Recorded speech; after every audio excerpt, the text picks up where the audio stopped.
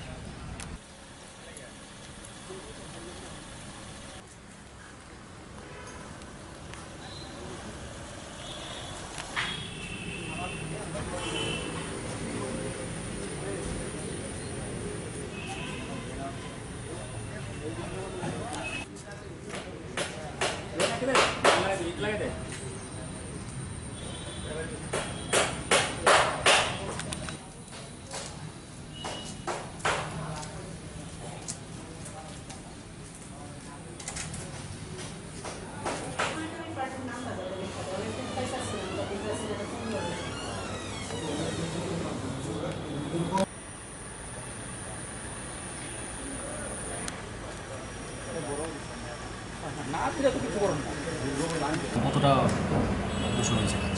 সদর মহকুমায় 8টা assembly segment আছে।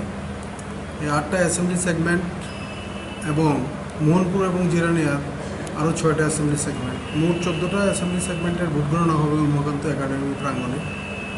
তো আগামী 23 তারিখ সকাল 8টা থেকে ভোট গণনা শুরু হবে। সবগুলা অ্যাসেম্বলি সেগমেন্টের জন্য কাউন্টিং হল প্রস্তুত হয়ে গেছে। কাউন্টিং হলের ভিতরের যা প্রয়োজনীয় সামগ্রী তাও আমরা প্রস্তুত করে রেখেছি। এখন শুধু ভোট গণনার জন্য অপেক্ষা। যাবতীয় প্রিপারেশন হয়ে গেছে।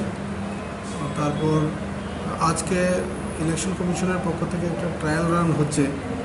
সুবিধাতে ভোট গণনার প্রত্যেকটা রাউন্ডেই সুবিধাতে প্রথমে এন্ট্রি দিতে হবে। তো সুবিধা থেকে এন্ট্রি দেওয়ার পর যে কোনো নাগরিক ওনার মোবাইল অ্যাপে এই ভোটের যে ট্রেন্ড এটা দেখতে পাবেন। সারা ভারতব্যাপী এই সুবিধা এন্ট্রি হবে। আজকে আমরা তার ট্রায়াল রান সম্পন্ন করেছি এবং সার্বিক প্রস্তুতি চূড়ান্ত। এখন শুধু আমরা গণনার জন্য অপেক্ষা করছি। এবার তো এই ভিভিপ্যাট স্লিপও আলাদা করে কাউন্ট করার ব্যাপারটা। হ্যাঁ, ইভিএমে ভোট গণনার পর প্রত্যেকটা অ্যাসেম্বলি সেগমেন্টে 5টা করে ভিভিপ্যাটের স্লিপ গণনা করা হবে। 5টা ভিভিপ্যাট মানে 5টা লটারির মাধ্যমে নির্বাচন করে 5টা পোলিং স্টেশনের প্রতি অ্যাসেম্বলি সেগমেন্টে ভিভিপ্যাট স্লিপ গণনা করা হবে। এটা করলে ভোট গণনাটা সময়টা বেশি লাগতে? হ্যাঁ, ভোট গণনার সময়টা একটু দীর্ঘায়িত হবে, যেহেতু একটা কাউন্টারেই একটা করে 5টা গণনা হবে, তো একটু সময় নেবে। তার জন্য ভোট গণনা একটু রাত্র হতে পারে সম্পূর্ণ করতে।